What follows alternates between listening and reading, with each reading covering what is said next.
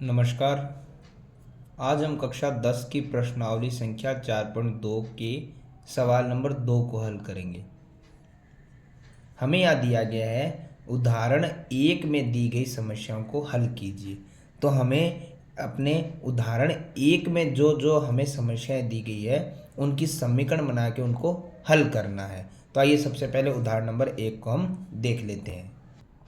उदाहरण नंबर 1 में हमें यहाँ दिया गया है, सबसे पहले जो समस्या नंबर 1 है वो ये दे रहा है कि जॉन और जीवंती दो बच्चे व्यक्ति कोई भी है, उन दोनों के पास कुल मिलाकर 45 कंचे हैं। 45 कंचे दिए गए हैं जो दोनों के पास कुल मिलाकर है, दोनों के कंचों को जोड़ेंगे तो 45 हो जाएंगे। ये कह रहा है दोनों 5-5 कंचे खो देते हैं। हमें पता है कि दोनों के अगर 5-5 कंचे चले जाएंगे तो दोनों के पास ही 5 और 5 कंचे कम हो रहे हैं। अब ये कह रहा है अब उनके पास जो कंचे बचे हैं उनको यदि हम गुणा करेंगे तो उत्तर आएगा 124। कंचे खो जाने के बाद अब जितने कंचे बचे हैं उनकी गुणा करेंगे, उत्तर आएगा 124। हमें जानना ये है कि दोनों के पास कंचे एक्चुअली में है कितने। तो आइए सबसे पहले हम समीकरण बनाते हैं। सबसे पहले हमारे पास यहाँ पर दिए गए हैं कंचे, वो मान लेते हैं जॉन और जीवंती के पास कितने कंचे थे। तो हमें यहाँ पता था कि हमें जॉन के कंचे तो नहीं पता है कितने, दोनों के कुल मिला के तो 45 था। तो हम पहले मान लेते हैं कि माना जॉन के पास कंचे, तो हम क्या मान सकते हैं x, और जीवंती के पास कितने हैं,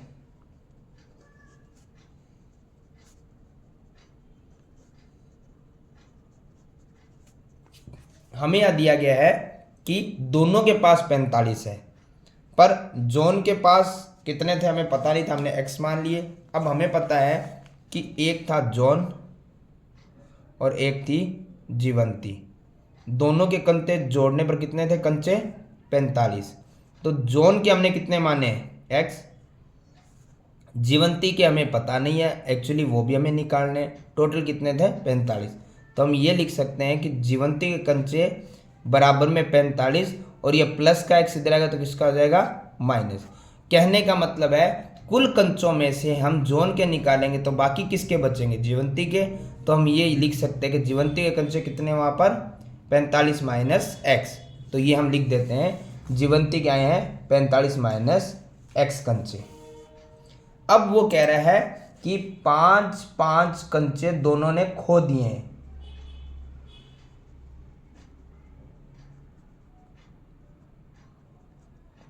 पांच कंचे दोनों के खो गए हैं। तो हम लिख देंगे वापस से जॉन के पास अब कितने कंचे हैं, बचे कंचे। ध्यान से देखिए पहले कितने थे x थे, उसमें से कितने कंचे चले गए उसके पास से 5। तो जो चीज़ चली गई वो क्या होगी माइनस, और जो आएगी वो क्या हो जाएगी प्लस। इसके बाद हम लिखेंगे जीवंती के पास अब कितने कंचे बचे हैं,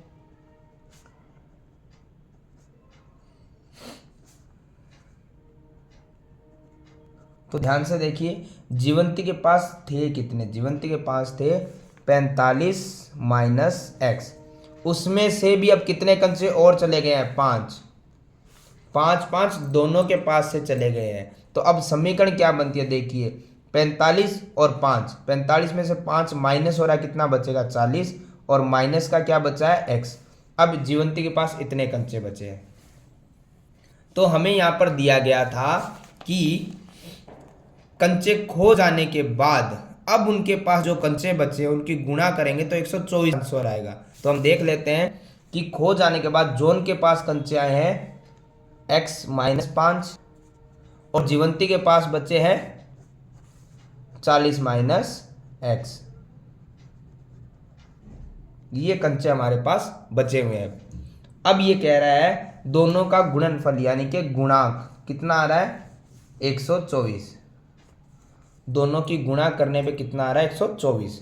तो हमने पहले भी इस प्रकार के गुणा करने सीखा है कि हमें किस प्रकार से समीकरण बनानी पड़ती है, ये हमने पहले भी सीखा है। जब भी दो ब्रैकेट और उनके बीच में मल्टीप्लाई का साइन हो तो हमें क्या करना पड़ता है, पहले ब्रैकेट की एक संख्या की दूसरे पूरे ब्रैकेट से मल्टीप्लाई यानी गुणा करनी पड़ती है।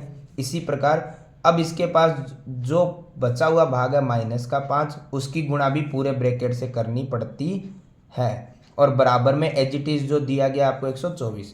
तो x की गुणा 40 से करेंगे तो कितना आएगा 40x माइनस x की x से गुणा कितना आ जाएगा एक्स स्क्वायर माइनस 5 की 40 से जब हम गुणा करेंगे तो कितना आएगा 200 और बाहर माइनस हो तो अंदर वाला माइनस क्या आ जाएगा प्लस, माइनस माइनस प्लस। 5 की x से गुणा करने में कितना आएगा 5x और बराबर में 124। अब हमें एक ही चीज़ करनी है, आपको द्विघात समीकरण बनाने के लिए सबसे पहले जो बड़ी घात है यानी कि जिस पे घात 2 आता है वही द्विघात समीकरण होती है, उसे आगे लाना होता है। तो वो आएगा अपने निशान के साथ, किसका है माइनस का एक्स स्क्वायर। इसके बाद अब हम x की संख्या लाएंगे, जो दूसरा चर पद हमारे पास x की संख्या है प्लस का 40x, इसके आगे कोई निशान नहीं है तो ये प्लस का है और प्लस का 5x। इसके बाद में हमारे पास क्या बचा है अचर पद, जो बचा माइनस का 200 और ये बराबर में 124 प्लस का इधर आएगा तो किसका हो जाएगा माइनस का, बराबर में हमेशा क्या रहता है 0। अब इसके बाद हम देखते हैं एक्स स्क्वायर तो वैसे का वैसा रहेगा, ये प्लस का 40x और प्लस का 5x, प्लस और प्लस क्या हो रहे हैं जुड़ रहे हैं, तो 40 और 5 कितने हो गए 45x। बड़ी संख्या है कि किसका निशान है प्लस का, माइनस और माइनस प्लस, 200 और 124 कितने हो गए 324। बड़ी संख्या के आगे किसका निशान है माइनस का, बराबर में 0। तो ये हमारी द्विघात समीकरण बन चुकी है। इसमें हम एक चीज़ कर सकते हैं, यदि आपको इसके आगे माइनस, वैसे तो वैसे भी हल किया जा सकता है, परंतु यदि आपको ये प्रॉब्लम दे रहा है तो इसके लिए हम जो आगे माइनस दिया गया उसको कॉमन लेते हैं। अगर हम माइनस को कॉमन लेंगे तो हमारे पास क्या बचेगा, यहाँ पे एक्स स्क्वायर माइनस और प्लस क्या हो जाएगा माइनस 45x, माइनस और माइनस क्या हो जाएगा प्लस और 324, बराबर में क्या था 0। तो ये समीकरण बच गई हमारी। और ये जो माइनस है इसे हम बराबर की तरफ भी जब कॉमन लेके मल्टीप्लाई करेंगे तो ये यहाँ से हट जाएगा और उस तरफ चला जाएगा, और 0 कभी भी प्लस या माइनस का नहीं होता, वैसे का वैसे रहता है। और ये यहाँ से उधर चला जाएगा तो बचेगा x square minus 45x plus का 324 बराबर। इस प्रकार से आप कर सकते हैं। अन्यथा एक शॉर्ट ट्रिक ये होती है, जब भी एक्स स्क्वायर माइनस का आ जाए और उसको सॉल्व करने में दिक्कत हो तो उसका एक तरीका ये होता है, आप माइनस को कॉमन लेके उसे हटा देते हैं और जो भी समीकरण के निशान होते हैं सारे अपोजिट कर देते हैं। जैसे ये माइनस का प्लस हो गया, ये प्लस का माइनस हो गया, ये माइनस का प्लस हो गया, सारे निशान अपोजिट हो जाते हैं। अब ये द्विघात समीकरण है, अब हमें वैसे ही हल करना है। पहला पद और तीसरा पद लिखना सेम है, परंतु इनकी क्या होती है मल्टीप्लाई। तो एक्स स्क्वायर का 324 से हम गुणा करेंगे तो हमें पता है कि एक्स स्क्वायर की 324 से गुणा करने पे आएगा 324 एक्स स्क्वायर। अब इसके बाद हमें यह देखना है कि हमें 324 का क्या लेना पड़ेगा गुणनखंड। तो गुणनखंड हम ले सकते हैं, 2 से जा रहा है ये 162 टाइम, फिर 2 से जा रहा है 81, ये जा रहा है 3 से 27, फिर 3 से 9 बार, फिर 3 से और फिर 3 से। तो जब मैंने आपको बोला था कि संख्याएं कितनी भी आ सकती है लेकिन हमें टुकड़े सिर्फ 2 संख्याओं के रूप में ही लेना होता है, तो इसमें आप क्या करोगे, सबसे पहले मल्टीप्लाई कर दोगे इन 2 संख्याओं की और इन 2 या 3 या बची हुई 4 संख्याओं की भी मल्टीप्लाई कर दोगे। तो हमारे पास क्या आ रहा है 2 दूना 4, 4 तिया 12 और 12 तिया 36, ये आ रहा है 3 तिया 9। 2 संख्याएं हमारे पास बन चुकी है। अब हमें क्या करना है, दोनों संख्याओं को यहाँ पर लिखना है 36 और 9, और जो बीच में संख्या होती है x या y वो पद के साथ हम लगा देते हैं। बड़ी संख्या जो आपको दिख रही है उसके आगे वही निशान आएगा जो यहाँ पे दिख रहा है आपको, यहाँ माइनस है तो बड़ी संख्या के आगे क्या आ जाएगा माइनस। और अब जैसे मैंने कहा था आपको, ये संख्या डिसाइड होती है बीच वाली संख्याओं के टुकड़े के आधार पे। हमें पता है माइनस का 36 है, अब हम माइनस के 36 में प्लस करें 9 को या माइनस करें 45 लाना है। हमें पता है माइनस है तो दूसरा पद भी माइनस होगा, तभी वो माइनस माइनस क्या हो पाएगा प्लस। यदि मैं यहाँ प्लस लगा दूंगा तो माइनस प्लस माइनस हो जाएगा, और 36 में 9 घट जाएगा तो आएगा 27, जो इसके बराबर में मैच नहीं करेगा। तो हमें यहाँ क्या करना है, जो ये निशान था बड़ी संख्या का हमने लगा दिया है, लेकिन अब हमें दोनों को जोड़ना है। तो जोड़ हम अब एक तरफ माइनस है तो दूसरी तरफ भी हमें क्या करना पड़ेगा, माइनस, तभी ये संख्या क्या हो पाएगी, जुड़ पाएगी। अब हमारे पास क्या है उसे ध्यान से देख लेते हैं। 4 पद है, दो दो पद ले लेते हैं। कॉमन लेने के लिए हम देखते हैं दोनों में x कॉमन आ रहा है, तो यहाँ x स्क्वायर में से एक x जाएगा तो क्या बचेगा, 1x, और माइनस x से x कॉमन गया तो क्या बचेगा, 36। यहाँ माइनस और 9, क्योंकि 9 कॉमन आ रहा है 9 में भी और 9 कॉमन आ रहा है 324 में भी, भाग पूरा पूरा चला जाएगा। x दोनों तरफ कॉमन नहीं है, तो 9 से 9 चला गया, क्या बचेगा x। बाहर माइनस हो तो आपको अंदर वाला निशान ऑटोमेटिक चेंज हो जाता है, क्योंकि माइनस प्लस क्या होता है, माइनस। 9 का भाग आप 324 में लगा सकते हैं, ये चला जाएगा 36 बार, और वैसे देखने की भी ज़रूरत नहीं होती है, दोनों ब्रैकेट कॉमन ही होते हैं। तो जो कॉमन होगा वो ब्रैकेट बाहर निकालेंगे। और अब हम देखते हैं बचा क्या था, x, ये कॉमन चला गया, फिर बचा था -9, ये कॉमन चला गया, बराबर में 0। अब हम लिख देंगे या तो x -36 बराबर 0 क्या आएगा, या आएगा x -9 बराबर 0 के। तो देखो x है, ये माइनस का 36 इधर आएगा तो प्लस का, और ये आएगा x माइनस का 9 इधर आएगा तो प्लस का। तो इस प्रकार से हम बता सकते हैं कि कंचे या तो आएंगे 9 के बराबर या आएंगे 36 के बराबर। तो हम लिख सकते हैं यहाँ पे कि जॉन के पास कंचे कितने थे,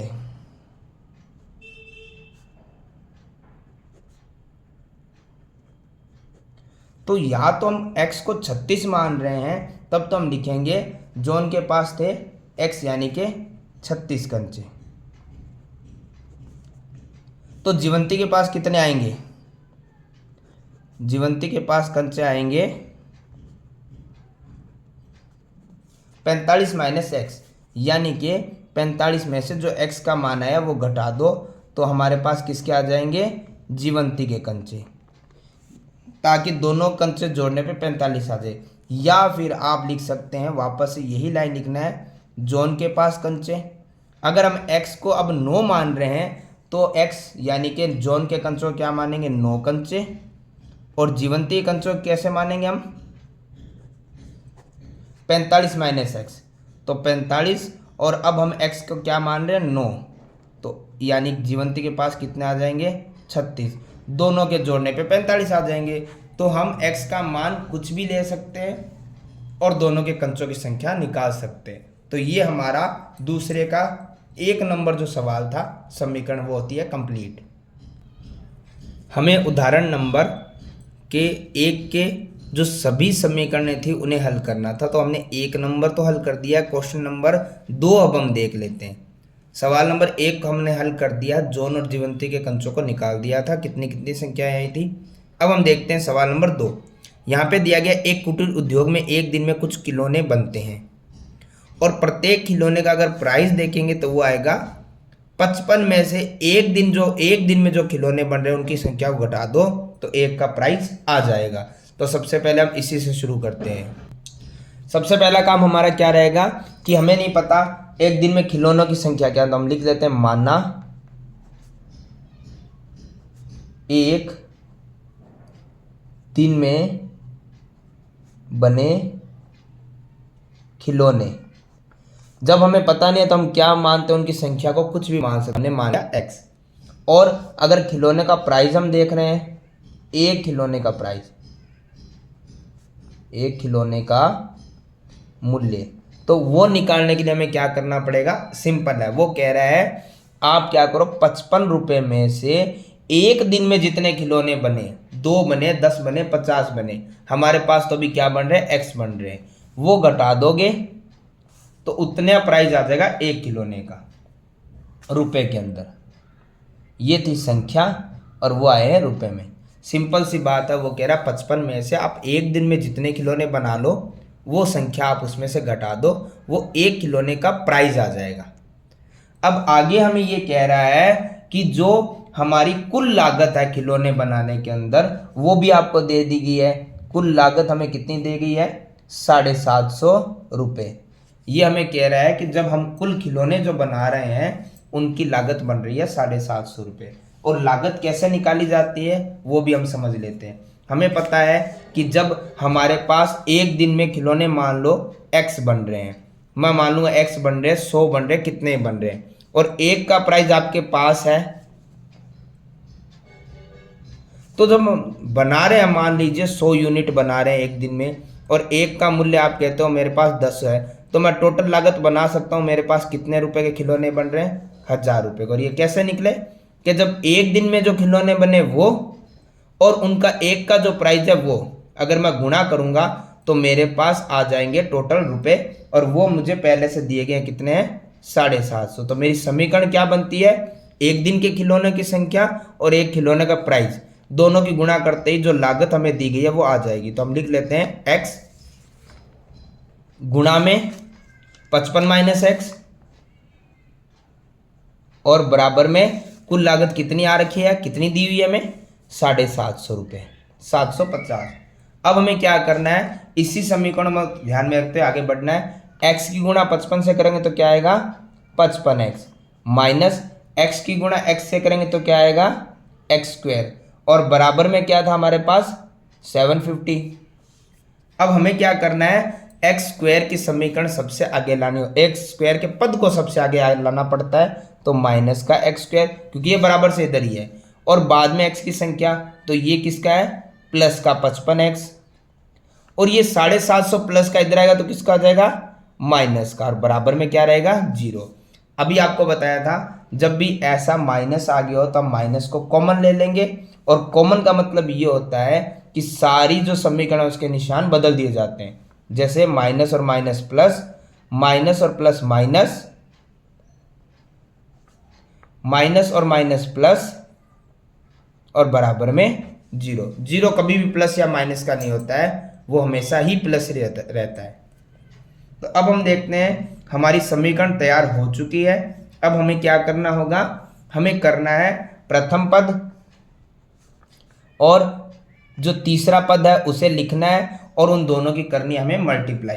तो एक्स स्क्वायर और 750 की जब हम मल्टीप्लाई करेंगे तो हमारे पास आएगा एक्स स्क्वायर और 750 की मल्टीप्लाई आएगा 750 एक्स स्क्वायर। और अब हमें 750 का क्या करना पड़ेगा? ये हमें करना पड़ेगा गुणनखंड।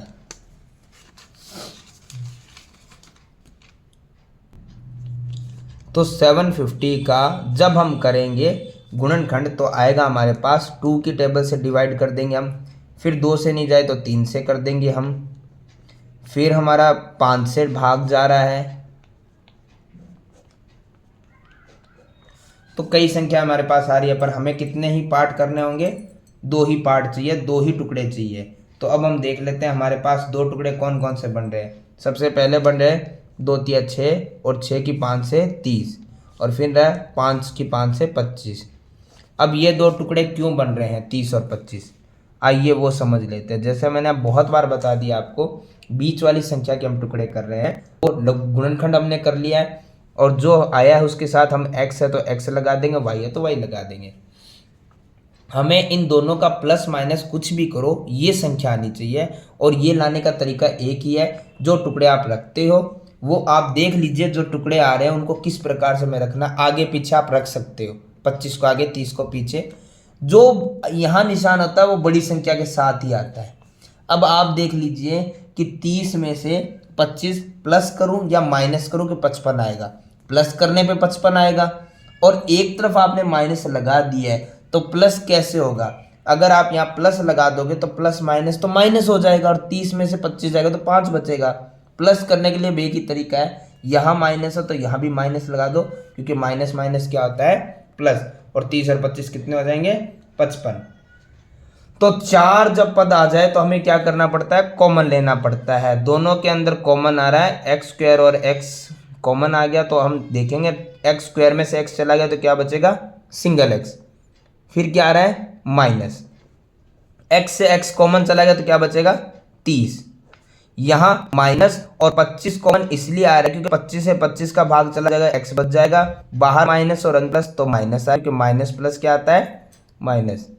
अब हमारा ये रहेगा 25 का 750 में 750 में भाग देंगे तो आएगा कितना हमारे पास, 30 बराबर में 0। आप भाग लगाकर देख सकते हैं। तो जब दोनों ब्रैकेट कॉमन आ जाए तो हम कॉमन को बाहर ले लेंगे। यहाँ पे क्या बचेगा, x, क्योंकि x माइनस 30 तो कॉमन आ गया है। फिर बचेगा माइनस का 25, x यहाँ पे x माइनस 30 कॉमन आ गया, बराबर में क्या है, 0।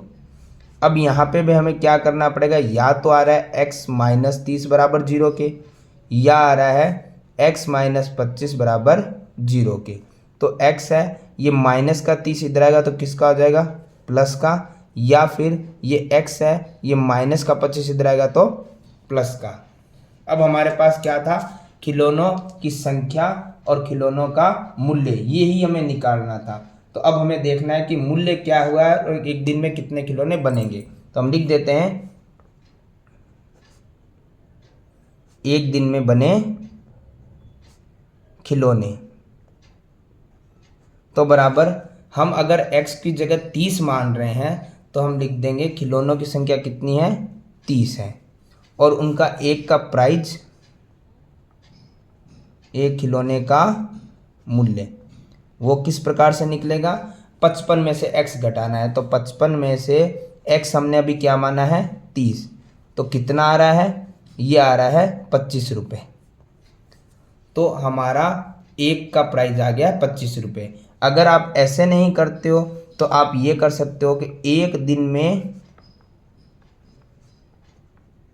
बने खिलौने, तो एक दिन में बने खिलौने हमने क्या माने थे, x। तो x की जगह या तो आप 30 मान सकते हैं या क्या मान सकते हैं, 25। तो हम 25 मान लेंगे तो एक खिलौने का प्राइस कितना आ जाएगा, 55 माइनस एक्स, तो 55 है, और माइनस x हमने इस बार क्या माना है, 25, तो बराबर कितना आ गया, 30 रुपये। कहने का मतलब ये होता है आप x की जगह ये भी मान सकते हैं, x की जगह ये मान सकते हैं, दोनों से आपका आंसर निकल जाएगा। विपरीत हो जाएंगे, अगर एक खिलौने का एक जो आपको एक दिन में खिलौने बन रहे 30 है तो प्राइस आ जाएगा 25, और एक दिन में खिलौने 25 बन रहे तो प्राइस आ जाएगा 30। दोनों की गुणनफल आप कैसे भी कर लो, लागत के बराबर हमारा आ जाएगा, यानी हमारी समीकरण क्या है, सही है। तो इस प्रकार से दूसरी समीकरण भी होती है कंप्लीट।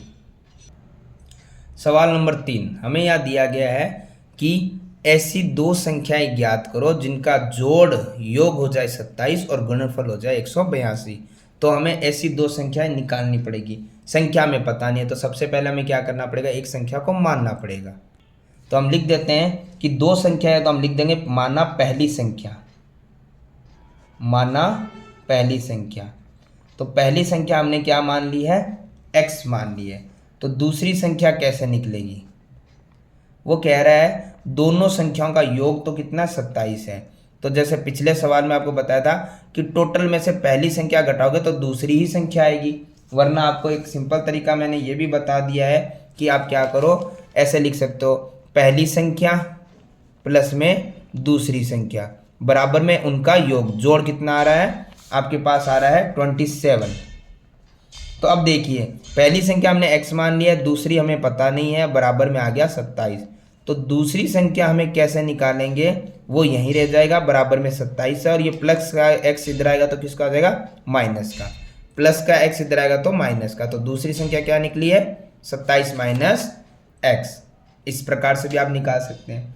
अब ये हमें प्रश्नानुसार कह क्या रहा है, प्रश्नानुसार हमें ये कह रहा है कि जो हमारी ये संख्याएं हैं, जो दोनों संख्याएं उनका योग 27 वो तो हमने निकाल लिया, दोनों की गुणनफल कितना आ गया 182। तो हमारे पास संख्या क्या है, पहली हमारी संख्या है x और दूसरी संख्या हमारे पास है 27 माइनस x। दोनों का गुणनफल किसके बराबर आ रहा है, 182 के। तो देखिए x की 27 से गुणा करने पे क्या आएगा, 27x माइनस x की स्क्वायर से करने पे क्या आएगा, x स्क्वायर, बराबर में क्या है 182। तो ध्यान से देखिए माइनस का एक्स स्क्वायर, जैसे मैंने एक तरीका तो आपको बता दिया कि माइनस का एक्स स्क्वायर होता है तो आगे लाते हैं फिर निशान बदलते हैं। इसका एक तरीका और भी आप कर सकते हैं, पहले इस तरीके से समझिए। जो आपने अभी तक सीखा है, माइनस का एक्स स्क्वायर आगे होगा, फिर प्लस का 27x रहेगा, और ये प्लस का 182 इधर है, किसका आ गया, माइनस का, बराबर में क्या है, 0। अगर ये माइनस आपको प्रॉब्लम दे रहा है और आप सोल्व नहीं कर पा रहे हो, तो एक तरीका मैं पहले समझा चुका हूँ, एक और आसान तरीका हमारे पास ये है कि आप क्या करो, बराबर से ये संख्याओं को इधर ले आओ तो ये माइनस का प्लस हो जाएगा, तो हमें निशान बदलने की आवश्यकता और नहीं रहेगी। जैसे ये माइनस का एक्स स्क्वायर उधर जाएगा तो किसका आ जाएगा, प्लस का एक्स स्क्वायर। ये प्लस का 27 उधर जाएगा तो किसका आ जाएगा, माइनस का 27x। और ये माइनस का 182 उधर जाएगा तो किसका आ जाएगा, प्लस का 182।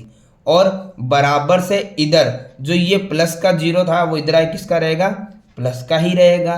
क्यों, क्योंकि 0 कभी माइनस का होता नहीं है। तो हमें क्या करना, बराबर से इधर जो संख्या थी वो इधर जाएगी तो अपना निशान बदल लेगी। तो हमारी समीकरण तो सिर्फ इतनी ही है, x square minus 27x plus में 182। अब आपको हमेशा की तरह क्या करना पड़ेगा, पहले पद की आखिरी पद से गुणा, परंतु हमें क्या करना है, ये 0 चाहे आप बराबर से इधर लिखिए चाहे बराबर से उधर लिखिए, दोनों बराबर है, कोई फर्क नहीं पड़ता, आप इधर लिख लीजिए, दोनों संख्याएं बराबर ही है, दोनों पद बराबर है, तो आप इसको इधर लिखो चाहे उसको उधर लिखो, कोई फर्क पड़ने वाला नहीं है। पहला पद और तीसरा पद ये लिखने में वैसे ही रहते हैं, सिर्फ इनकी गुणा करनी होती है। तो हम ध्यान से देख लेते हैं, हमें क्या करना है, पहले एक्स स्क्वायर की गुणा 182 से करनी है। तो हम क्या करेंगे, एक्स स्क्वायर की गुणा 182 से करेंगे तो कितना है, 182 एक्स स्क्वायर, यानी 182 का हमें लेना है गुणनखंड। तो 182 का तो हो गया, 2 से 91 बार जाएगा, फिर 7 से 13 बार जाएगा और 13 से 1 बार जाएगा। तो हम क्या कर सकते हैं, 2 की 7 से 14 और 13, 2 पार्ट करने थे, 2 पार्ट हमने कर लिए, एक 14 और एक 13। आगे पीछे आप लिख सकते हो, 14 पहले भी लिख सकते हो और पीछे भी लिख सकते हो, और बीच वाली जो संख्या होती है उसका निशान, माफ कीजिएगा, उसके साथ वाला जो पद होता है चर पद x, वो आ जाता है। अब जो उस संख्या के आगे निशान होता है वो हमेशा बड़ी संख्या के आगे लगाना पड़ता है। अब हम समझ लेते हैं कि 14 और 13 दोनों को जोड़ने पे यहाँ 27 आएगा या घटाने पर, जोड़ने पे आएगा। और जोड़ेंगे कैसे, जब एक तरफ माइनस है तो दूसरी तरफ भी माइनस करेंगे तो माइनस माइनस क्या हो जाएगा, प्लस, और 14 और 13 कितने हो जाएंगे, 27। तो अब हम देख लेते हैं कि 4 पद हो गए हैं, पहले 2 पदों में कॉमन आ रहा है x, तो एक्स स्क्वायर में से x जाएगा, क्या बचेगा, x माइनस x से कॉमन चला गया तो क्या बचेगा, 14। यहाँ माइनस और 13 कॉमन आ रहा है तो 13 से 13 गया तो क्या बचेगा, x, और माइनस और प्लस क्या बचेगा, माइनस। 13 का 182 में हम डिवाइड कर सकते हैं, और डिवाइड करेंगे तो हमारे पास बचेगा 14 बराबर में 0। वैसे मैंने आपको बता रखा है दोनों ब्रैकेट कॉमन रहते हैं, सेम बनते हैं, तो कॉमन x माइनस 14 हमने लिया, यहाँ क्या बचेगा, x माइनस 14 कॉमन आ गया, बाकी क्या बचेगा, माइनस का 13, और x माइनस 14 क्या आ गया, कॉमन, बराबर में क्या है, 0। तो या तो आएगा x माइनस 14 बराबर 0 के, या आएगा x माइनस 13 बराबर 0 के। तो ये x है, ये माइनस का 14 इधर आएगा तो प्लस का, और ये x है माइनस का 13 इधर आएगा तो प्लस का हो जाएगा। तो x की जगह आप 14 भी लिख सकते हो और 13 भी लिख सकते हो। तो हम मान सकते हैं कि हमारी पहली संख्या क्या थी, पहली संख्या थी x, हम यहाँ पे लिख भी देते हैं साथ में, पहली संख्या, कि जब पहली संख्या हमने क्या माना था, x माना था, तो x के बराबर हम किसको ले रहे हैं अभी, 14 को। तो पहली संख्या यदि 14 होगी तो दूसरी संख्या क्या रहेगी, 27 माइनस एक्स, यानी 27 में से x का मान आप 14 घटा दो तो क्या आ जाएगी, 13। या फिर क्या रहेगा, पहली संख्या को आप मानोगे 13 तो दूसरी संख्या क्या आ जाएगी, 27 में से आप 13 घटा दो तो आ जाएगी 14। तो इस प्रकार से दोनों हल को हमें लिखना आवश्यक होता है। तो सवाल नंबर 3 होता है हमारा है कंप्लीट।